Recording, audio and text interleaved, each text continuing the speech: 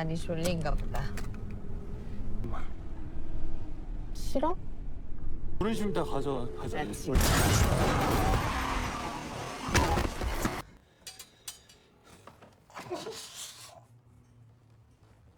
아무도 들여보내지 말라니까. 예, 푹 좀 쉬셨어요?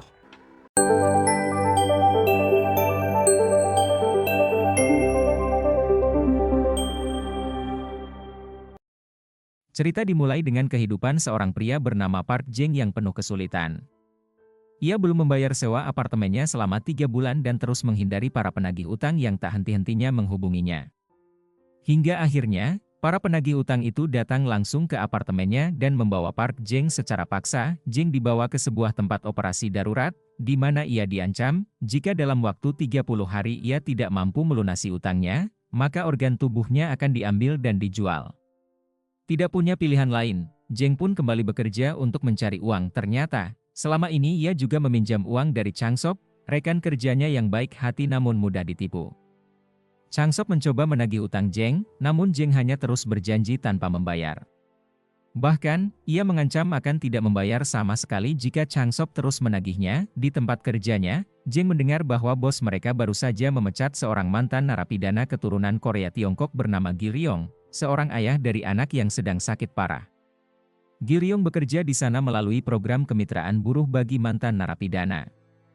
Merasa diperlakukan tidak adil, Gi-ryong mengancam bosnya dengan pisau sebelum pergi. Jeng kemudian mendengar Gi-ryong dimarahi oleh istrinya melalui telepon karena tidak mengirimkan uang. Ia memperhatikan bekas luka dan tato di tangan Gi-ryong, lalu mencari tahu maknanya. Ternyata, tato tersebut adalah simbol dari geng pisau Yanbian, kelompok kriminal asal Korea Tiongkok yang terkenal dengan aksi balas dendam yang brutal. Kehidupan Jeng semakin rumit saat ayahnya, Dong-sik, menjadi korban tabrak lari oleh seorang pria. Pria tersebut mencoba menyelesaikan kasus ini secara diam-diam karena asuransi mobilnya tidak bisa diklaim dan ia tidak mau berurusan dengan polisi. Ia memberikan Jeng uang sebesar 5 juta won agar mau bungkam. Jeng hanya memberikan 3 juta won kepada ayahnya untuk biaya pengobatan. Ia berbohong, mengatakan bahwa ia mengenal pelaku dan bahwa pelaku itu sedang mengalami kesulitan keuangan, sehingga ia terpaksa menerima uang tersebut. Namun, tak lama setelah itu, Jeng mencoba mengambil kembali uang 3 juta won tersebut dari ayahnya dengan alasan sedang sangat membutuhkan uang. Tentu saja, sang ayah menolak. Ia bahkan yakin bahwa putranya sedang berbohong. Kemudian, muncul seorang wanita yang ternyata adalah kekasih ayahnya Jeng. Merasa kesal, Jeng pun menghina ayahnya yang ia anggap lebih mementingkan perempuan daripada anaknya sendiri. Jeng kemudian kembali menemui pria penabrak ayahnya untuk memeras tambahan uang sebesar 3 juta won. Ia mengancam akan melaporkan kepada polisi bahwa pelaku mengemudi dalam keadaan mabuk karena mencium bau alkohol. Tidak punya pilihan lain, pria itu pun menyetujui permintaan Jeng. Malam harinya, saat mengunjungi rumah ayahnya untuk mengambil pakaian dan perlengkapan selama perawatan di rumah sakit, Jeng malah mencuri jam tangan merek Rolex milik ayahnya, serta sejumlah uang. Di sana, ia juga menemukan polis asuransi jiwa atas nama ayahnya, dengan nilai pertanggungan sebesar 500 juta won jika Dong-sik meninggal karena kecelakaan atau penyakit. Dihadapkan pada dilema antara membunuh atau membiarkan ayahnya hidup, Jeng mulai mempertimbangkan kemungkinan terburuk. Saat sedang merenung, sekelompok remaja menghampirinya dan meminta dibelikan rokok. Karena Jeng menolak dengan kasar, para siswa SMA itu memukulinya dan mencuri semua barang bawaannya, termasuk jam tangan Rolex dan perlengkapan milik ayahnya. Namun Jeng berhasil mempertahankan jam tangan milik ayahnya. Dalam kondisi pingsan, Jeng bermimpi buruk tentang dirinya yang berada di meja operasi. Ia pun terbangun di rumah sakit. Sementara itu, ayah Jeng yang seharusnya masih dirawat mencoba mencari keadilan untuk putranya, namun polisi mengalami kesulitan karena lokasi kejadian berada di gang yang tidak memiliki CCTV. Alih-alih merasa bersalah karena telah menipu ayahnya, Jeng justru mendapatkan ide untuk menyewa Gi-ryong guna membunuh ayahnya. Ia lalu mencari tahu alamat pria Korea Tiongkok tersebut melalui bosnya. Setelah berhasil menemukannya dan bertemu langsung, Jeng menawarkan 60 juta won untuk membunuh Dong-sik, dengan syarat kematian harus terlihat seperti kecelakaan agar asuransinya bisa dicairkan. Jeng berbohong dengan mengatakan bahwa nilai asuransi ayahnya adalah 300 juta won dan ia akan memberikan 30% dari jumlah tersebut kepada Gi-ryong. Tanpa ragu, Gi-ryong menyetujui tawaran itu. Sebagai bukti kesepakatan, Jeng bahkan merekam percakapan mereka dan menyerahkannya langsung kepada Gi-ryong. Namun, rencana tersebut tidak berjalan lancar. Gi-ryong mulai menguntit Jeng dan menuntut bayaran sebesar 150 juta won setelah mengetahui bahwa nilai asuransi sebenarnya adalah 500 juta won. Terdesak, Jeng akhirnya menyetujui tuntutan itu, dan mereka sepakat bahwa pembunuhan akan dilakukan pada malam berikutnya. Gi-ryong meminta Jeng untuk menyiapkan alibi yang kuat. Maka, Jeng mengundang Chang-sop untuk menikmati malam bersama. Setelah puas minum-minum, Jeng berencana mengajak Chang-sop karaoke, namun Chang-sop harus pulang lebih awal karena anaknya sedang sakit. Jeng akhirnya pergi karaoke bersama dua wanita pemandu lagu dan meminta mereka untuk mengingat keberadaannya malam itu. Setelah itu, ia mendatangi sebuah restoran cepat saji dan berusaha mencolok dengan cara memutar video dengan suara keras, serta menarik perhatian pelayan, agar mereka mengingat keberadaannya di malam itu. Pada waktu yang sama, Gi-ryong menabrak ayahnya Jeng di gang yang telah mereka rencanakan. Sementara itu, Jeng tetap berada di restoran cepat saji hingga tempat itu tutup, kemudian pulang ke rumah. Hari-hari pun berlalu tanpa kabar dari Gi-ryong. Hingga akhirnya, suatu hari Jeng dihubungi oleh pihak kepolisian dan diberitahu bahwa ayahnya telah ditemukan tewas. Ia diminta datang ke rumah sakit untuk mengidentifikasi jasad ayahnya. Jeng tersenyum mendengar kabar itu, meskipun ada air mata di matanya. Di rumah sakit, ia berpura-pura menangis. Namun, ia terkejut ketika polisi menyatakan bahwa kematian ini bukanlah kecelakaan biasa. Ada dugaan bahwa seseorang memang berniat membunuh ayahnya Jeng, Dong-sik. Polisi juga menyebutkan bahwa mereka memiliki saksi, yaitu pacar Dong-sik. Dalam kilas balik, pacar Dong-sik terlihat sedang menelepon saat menyaksikan langsung kecelakaan yang terjadi. Ia melihat dengan jelas mobil yang menabrak Dong-sik, lalu menyaksikan Gi-ryong memeriksa tubuh korban. Yang lebih mengejutkan, tubuh Dong-sik tidak dibiarkan begitu saja di gang tersebut. Jasadnya ternyata ditemukan terkubur secara diam-diam di sebuah kawasan pegunungan. Jeng akhirnya menangis sungguhan, bukan karena ayahnya tewas, melainkan karena marah dan frustrasi. Rencananya benar-benar kacau balau.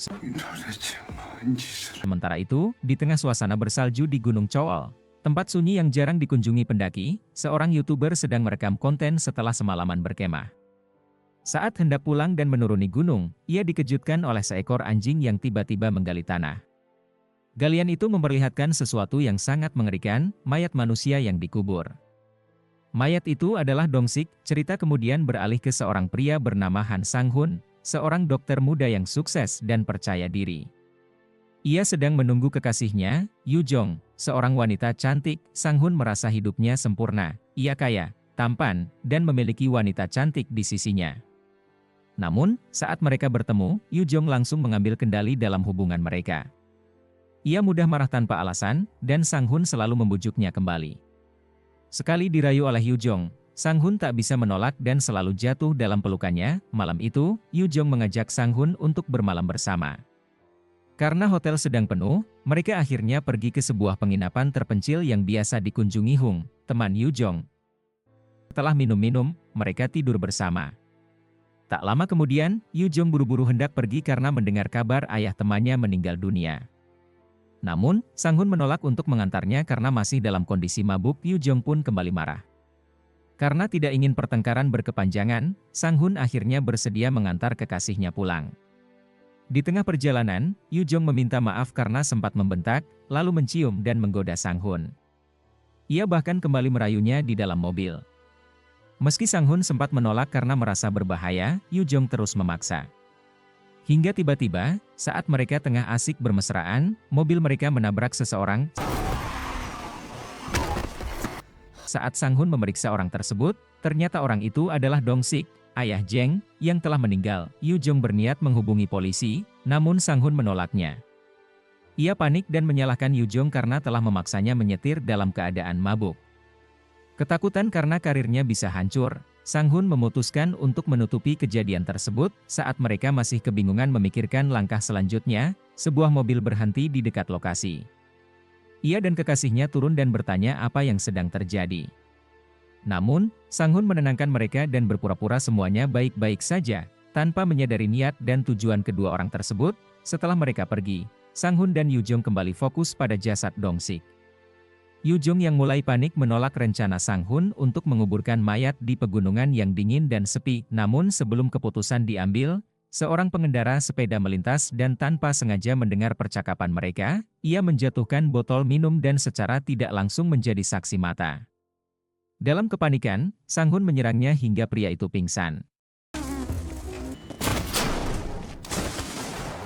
Ia pun menculik pengendara tersebut, lalu secara emosional memaksa Yu Jong untuk tetap ikut dengannya. Mereka berdua kemudian membawa saksi mata dan juga jasad Dong Sik ke Gunung Chowol. Di sana, Sang Hun berniat membunuh saksi tersebut agar tidak ada seorang pun yang mengetahui kejadian itu.